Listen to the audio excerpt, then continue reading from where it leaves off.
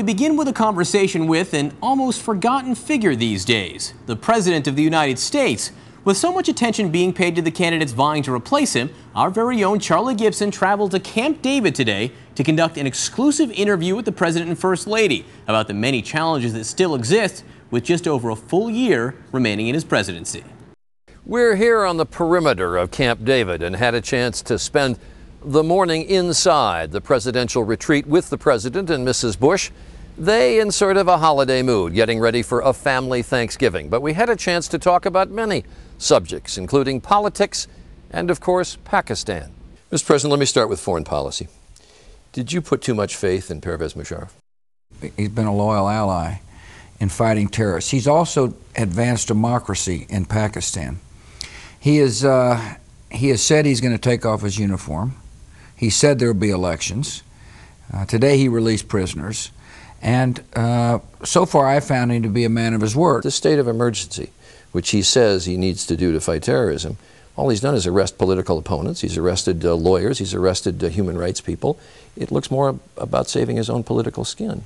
As I say, he has done more for democracy in Pakistan than any modern leader has. Are we happy with the emergency rule? No, we're not. Do I understand how important he is in fighting extremists and radicals? I do. And do I believe that he's going to end up getting Pakistan back on the road to democracy? I certainly hope so. Let me turn to Iran. Admiral Fallon, the head of CENTCOM, said in a recent newspaper interview, he said the military strike against Iran is not in the offing. It would be a strategic mistake. Do you agree? My objective is to solve this issue diplomatically, and I fully intend to, and I believe we can. But diplomacy is effective when all options are available to a president, and all options are available. No one wants to use military force to achieve any objective. But it's important for all parties to understand that, while I'm optimistic we can solve it diplomatically, options are available to the president. Let me turn to Iraq. Yes, sir. You took a lot of doubting and rather skeptical questions about the surge. I'll give you a chance to crow. Do you want to say I told you so? No, I don't, because the decision, while it was a tough decision, was really studied, and it was based upon the recommendations of wise military commanders. You said the design of this is to give the Iraqi government breathing space, to bring about reconciliation.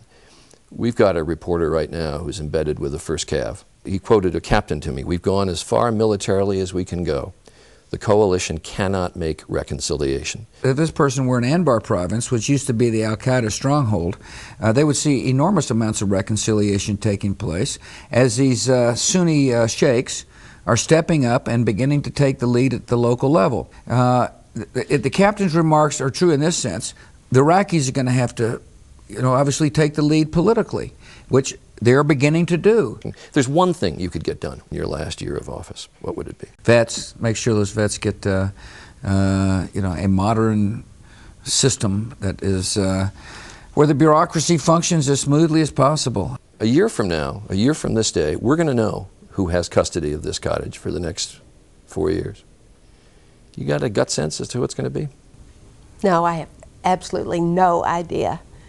No idea. I don't know who our nominee is going to be from the Republican Party. I really believe the race is wide open. Does the pressures of the presidency and being under the Klieg lights, does it bring a couple together or does it put strains on the marriage? I think it really brings us together.